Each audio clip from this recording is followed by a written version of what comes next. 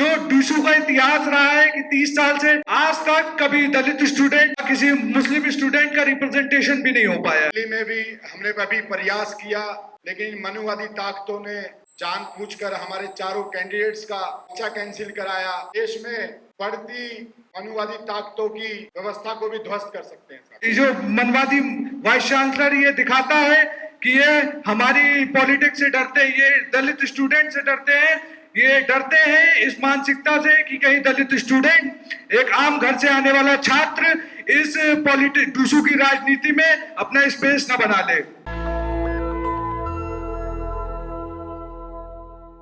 जो पिछले 2015 से भीम आर्मी को लेकर चल रहे हैं और पूरे भारत देश में एक भीम आर्मी का झंडा बुलंद किया, और भारत नहीं, मैं पूरे विश्व की बात करता हूं, क्योंकि उनको भारत के अलावा दूसरे कंट्रीज में जाने का मौका नहीं मिला, क्योंकि भारत सरकार ने उनको पासपोर्ट नहीं बनाने दिया। लेकिन उसके बावजूद भी हम पूरे विश्व में भीम आर्मी का झंडा बुलंद करते हैं। और 2015 में भीम आर्मी के नाम से एक संगठन चला, और वह अब पूरे विश्व में प्रचलित है। अब जैसे आप सब साथी भीम आर्मी स्टूडेंट फेडरेशन लेके चल रहे हैं, तो मैं सभी साथियों से गुजारिश करूंगा कि वह अपने जहाँ कॉलेज है, यूनिवर्सिटी है, उसमें भीम आर्मी स्टूडेंट फेडरेशन का झंडा बुलंद करें। जिस तरह से 6 साल से लगभग 15 राज्यों में भीम पाठशाला निरंतर चलती आ रही है, भीम पाठशाला के बाद अगला स्टेप हमारी उच्च शिक्षा होता है। उसी सोच को आगे बढ़ाते हुए हमारे दोनों लीडर ने ये सोचा कि जो भीम आर्मी भीम पाठशाला हम लोग 6ठी 7वीं 8वीं तक हम लोग देते हैं, जब हायर एजुकेशन की बात आए तो वहां भी एक हमारा संगठन होना चाहिए। इसी सोच को आगे बढ़ाते हुए पार्टी संगठन ने भीम आर्मी की स्थापना करी, और जब ये स्थापना हुई साथियों, धीरे धीरे कर कर हम यूनिवर्सिटी में चुनाव लड़ना भी हम लोग गए। राजस्थान से हम लोग 2 बार जीते भी, दिल्ली में भी हमने अभी प्रयास किया, लेकिन मनुवादी ताकतों ने जानबूझकर हमारे चारों कैंडिडेट्स का पर्चा कैंसिल कराया। यहाँ पर एक कैंडिडेट मेरे सामने बैठे हैं कि जिस भारी व्यवस्था में, जिस दबाव में इन्होंने पर्चा भरा, कि जिस मनुवादी व्यवस्था इन्हें रोकने का प्रयास कर रही थी, चाहे प्रिंसिपल हो, अटेंडेंस के नाम पे इन्होंने एंड टाइम तक इन्हें पर्चा नहीं भरने दिया गया, और भर भी दिया गया तो इन्हें रोका गया साहब। लेकिन इन सभी नौजवान साथियों का बहुत बहुत धन्यवाद कि ये लोग उस ताकत से लड़ने के लिए बिल्कुल कम संसाधन में भी तैयार रहे। दिल्ली यूनिवर्सिटी का चुनाव शायद किसी एमपी एमएलए के चुनाव से शायद कम नहीं है साथियों। दिल्ली की टीम भाई जुबेर चौधरी के नेतृत्व में, भाई आशुतोष के सहयोग से, भाई रोहित जी के सहयोग से, भाई हर्ष के सहयोग से निरंतर काम करते करते करते करते आज इस पोजीशन में आई कि हम लोग चुनाव लड़ सके साहब। आज ये अधिवेशन जिस तरह से एक मील का पत्थर साबित होगा आने वाले वर्षों में, आज हम इस प्रांगण में बैठ के ये अधिवेशन कर रहे हैं, लेकिन जिस तरह से पूरे देश भर में स्टूडेंट फेडरेशन काम कर रही है और हमारे नेता काम कर रहे हैं, अगला अधिवेशन शायद हमें रामलीला मैदान में बुलाने की जरूरत पड़े, ये मुझे आशा और पूरी उम्मीद है। जिस तरह से पूरे देश भर में काम हो रहा है साहब, मैं देश भर की सभी स्टूडेंट इकाइयों को उन्हें बधाई देता हूं और उन्हें आगे की कठिनाइयों से भी अवगत कराता हूं। ये छात्र राजनीति एक ऐसा प्लेटफॉर्म है साथियों जिससे हम लोग ज्यादा से ज्यादा भारत के निर्माण के लिए नौजवान साथियों को तैयार कर सकते हैं। पढ़ाई के साथ साथ हम अपने महापुरुषों को भी पढ़ सकते हैं। हम आंदोलन के साथ साथ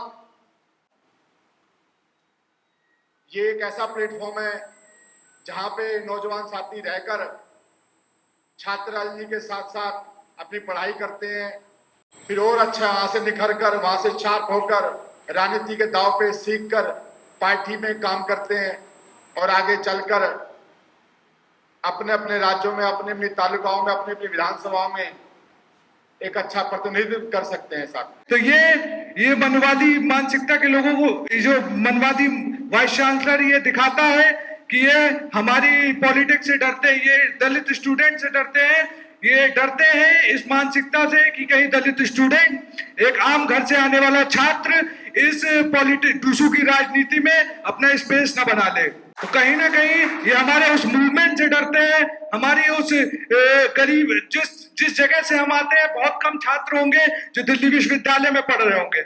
हम अपनी सोसाइटी के वो क्रीमी लेयर बच्चे हैं जो यहाँ के आके एक मेहनत के साथ और एक आर्थिक कमजोरी के साथ आते हैं और बहुत मेहनत से पढ़ते हैं। उसके बावजूद भी हम टूसू जैसे बड़े चुनावों में भाग लेते हैं और अपनी रिप्रेजेंटेशन करते हैं, अपने दलित छात्रों की रिप्रेजेंटेशन करते हैं।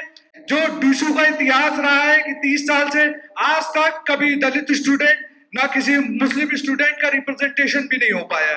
तो वो जिस तरीके से ये हमारी वो अम्बेडकराइट पॉलिटिक्स से डरते हैं कि कहीं ये लोग एक ना हो जाए, क्योंकि हमारा दिल्ली विश्वविद्यालय में एक मेजर वोट है, ST ST OBC का एक मेजर वोट है जो कि एक बहुत मेजर पॉलिटिक्स होल्ड करता है। अभी तक तो पॉलिटिक्स में जो टूसू की राजनीति रही है उसमें अभी तक हमारे लोगों के पास कोई ऑप्शन नहीं रहा। ये जो हम लोग राजनीति में आए हैं, स्टूडेंट पॉलिटिक्स को आगे लेके आए हैं, हम स्टूडेंट का रिप्रेजेंटेशन लेके आए हैं, ये थर्ड फ्रंट बनाता है हमारे लोगों के लिए, ये ऑप्शन बनाता है कि हम अपने बीच का नेता, हमारे समाज का नेता, हमारे घर का नेता बना सकते हैं। क्यों हम किसी और को वोट दें जब हम जानते हैं, जब हमारे लोग सक्षम हैं, हम राजनीति कर सकते हैं, अपनी बात को खुली तरीके से बोल सकते हैं, तो हम क्यों किसी और को अपना नेता बनाए? वो क्या जाने हमारे बीच की बात।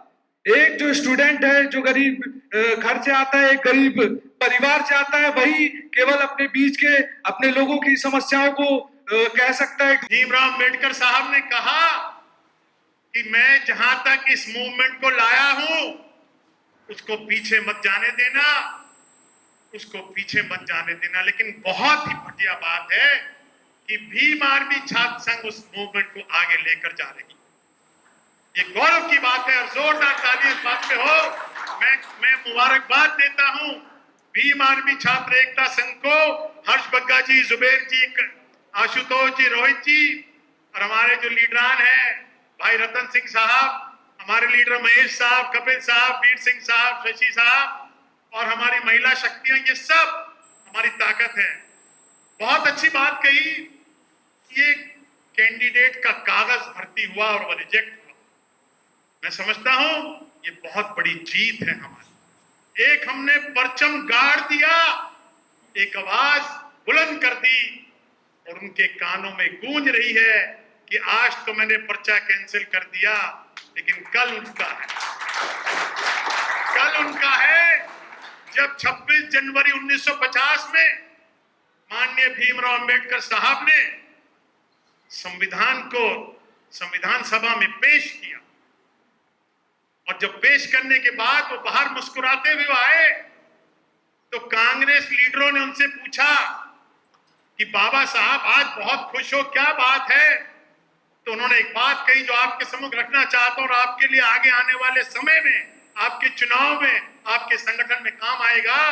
तो बाबा साहब ने कहा, आज तक तो रानी के पेट से राजा पैदा होता था, आज तक तो रानी के पेट से राजा पैदा होता था, लेकिन मैंने एक ऐसी व्यवस्था कर दी कि मतपेटियों से राजा पैदा होता।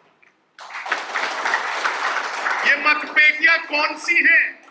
ये मतपेटियां जैसे हमारे कैंडिडेट साहब ने बताया कि अरे जिसकी जितनी संख्या भारी उसकी उतनी भागीदारी, लेकिन ये बात हमें हर एक के कानों में ठूसनी पड़ेगी।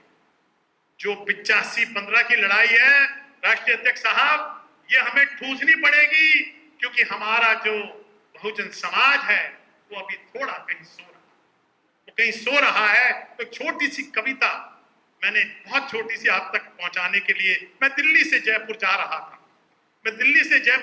था, एक ट्रक के पीछे लिखा था, धीरे हॉर्न बजा रे बंधु मेरा बहुजन सो रहा, धीरे हॉर्न बजा रे बंधु मेरा बहुजन सो रहा है। मैंने उस ट्रक का पीछा किया और एक चाय की दुकान ढाबे पर वो रुका, तो मैं अपनी गाड़ी रोककर उसके साथ मैंने कहा, जय भीम भाई साहब। उन्होंने जय भीम करी। तो मैंने कहा, आपके अपने ट्रक के पीछे ये क्या लिखा है, इसके क्या अभिप्राय है? कहते मैं सारे देश में घूमता। तो मैंने सोचा कोई आप जैसा लोग तो मिलेंगे, जो मेरी बात को समझेंगे। तो उन्होंने क्या कहा, तो मैंने उसके बाद उनसे बहुत चर्चा की, उस पर कविता लिखी, सोचा तुमको आज सिखा दूं भारत का बहुजन को अब जगाना है, सोचा तुमको आज बता दूं भारत का मूल निवासी हजारों साल से सोया है। और ये काम भीम आर्मी भारत एकता मिशन और आजाद समाज पार्टी कर रही है। इसलिए मैंने कविता लिखी, धीरे हॉर्न बजा रे बंधु मेरा बहुजन सोया है। बाबा साहब के विचारों को भुलाकर कि दिन स्वप्नों में खोया है, अपने पुरखों की बलि चढ़ाकर। कितनों के पुरखों ने बलियां चढ़ाई हैं, सबको पता है। देश की चाहे वो झूठी आजादी हो सच्ची हो, लेकिन पुरखों ने बलियां चढ़ाई हैं। अपने पुरखों की बलि चढ़ाकर, बाजारों में परिवार की अस्मत लुटवाकर, हजारों बेटों के शीश रुंधवाकर मंदिर बनवाइए अपनी धुन में खोया है। महापुरुषों का बलिदान देकर, ये महापुरुषों की तस्वीरें लगी हैं, इन्होंने बलिदान दिया है समाज के लिए। महापुरुषों का बलिदान देकर और गुरुओं का शीश कटाकर, संत रविदास के मंदिर तुड़वाकर ये अपने स्वार्थ में खोया है। धीरे हॉर्न बजा रे बंधु मेरा बहुजन सो। और बड़े संघर्षों के बाद बड़े झटके लगे। ये सारी बात मैंने बताई प्रोफेसर रतनलाल जी को, उन्होंने मुझे बुलाया, मेरा वीडियो बनाया, सोशल मीडिया पे डाला, तो तूफान आ गया दिल्ली के अंदर, और वो वीडियो 8 लाख लोग देख चुके हैं, 3-4 चैनलों पे चला। सभी बहुजन मीडिया का सबका धन्यवाद, इन्होंने वहां जाकर कोशिश की। और ये FIR नंबर है 616, वो जेल जाएंगे विकास तिवारी और जिसने पूजा करवाई है, जो इसमें साजिश में शामिल है, ये FIR की कॉपी है। तो ऐसे ही FIR इनके खिलाफ भी होगी, जिसका पर्चा जिन्होंने जानबूझ के रद्द किया है। एप्लीकेशन बनाएंगे, वकीलों की खोज हमारे पास है, इनके धड़े में मिलते हैं, और वो जिसने पर्चा जानबूझ के आपका कैंसिल किया है वो जेल जाएगा, वो बचेगा नहीं। नेशनल दस्तक की आपसे गुजारिश है कि अगर इसको बचाना चाहते हैं तो नेशनल दस्तक को सब्सक्राइब करने के लिए रेड कलर के सब्सक्राइब बटन को दबाएं, फिर बेल आइकन की घंटी दबाएं। नेशनल दस्तक को बचाने के लिए बहुत जरूरी है कि हर खबर को शेयर करें, लाइक करें, कमेंट जरूर करें।